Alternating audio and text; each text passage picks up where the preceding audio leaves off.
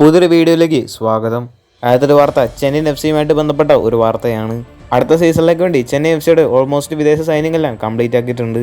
നല്ല പരിചയസമ്പത്തുള്ള മികച്ച താരങ്ങൾ തന്നെയാണ് ചെന്നൈ എഫ് സി അടുത്ത സീസണിലേക്ക് വേണ്ടി സൈൻ ചെയ്തിട്ടുള്ളത്.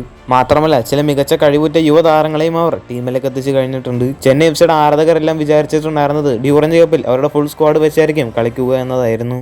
എന്നാൽ ഇപ്പോൾ ലഭിച്ചുള്ള വാർത്ത അനുസരിച്ച് മെയിൻ ടീമിലെ ചില താരങ്ങളൊന്നും കളിക്കാൻ ചാൻസ് ഇല്ല എന്നതാണ്. ഡ്യൂറൻഡ് കപ്പിൽ ചെന്നൈ എഫ് സിയുടെ ബി ടീമായിരിക്കും കളിച്ചേക്കുക. മെയിൻ ടീമിലെ വളരെ കുറച്ച് താരങ്ങൾ മാത്രമായിരിക്കും ഡ്യൂറൻഡ് കപ്പിൽ ചെന്നൈ എഫ് സിക്ക് വേണ്ടി കളിക്കുക. ഡ്യൂറൻഡ് കപ്പിലേക്ക് വേണ്ടിയുള്ള തയ്യാറെടുപ്പുകളൊക്കെ ചെന്നൈ എഫ് സി ഉടനെ തന്നെ ആരംഭിച്ചേക്കുമെന്നാണ് റിപ്പോർട്ടുകളിലൊക്കെ വ്യക്തമാക്കുന്നത്.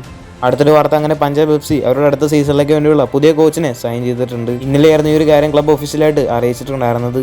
പനാഗിയോറ്റിസ് ഡിൽപെറിസ് എന്ന ഗ്രീക്ക് കോച്ചായിരിക്കും അടുത്ത സീസണിലെ പഞ്ചാബ് എഫ് സിയുടെ പുതിയ കോച്ച്. നിലവിൽ 49 വയസ്സ് പ്രായം വരുന്ന കോച്ച് കൂടുതലും യൂസ് ചെയ്യുന്ന ഫോർമേഷൻ 4-2-3-1 എന്ന ഫോർമേഷൻ ആണ്. മാത്രമല്ല തന്റെ കരിയറിൽ ഒരുപാട് ടീമുകളെ പരിശീലിപ്പിച്ചിട്ടുമുണ്ട് ഇദ്ദേഹം. എന്നാൽ ഇതുവരെ ഇദ്ദേഹത്തിന്റെ കോച്ചിങ് കരിയറിൽ കിരീടമോ ഒന്നും തന്നെ ഇല്ല.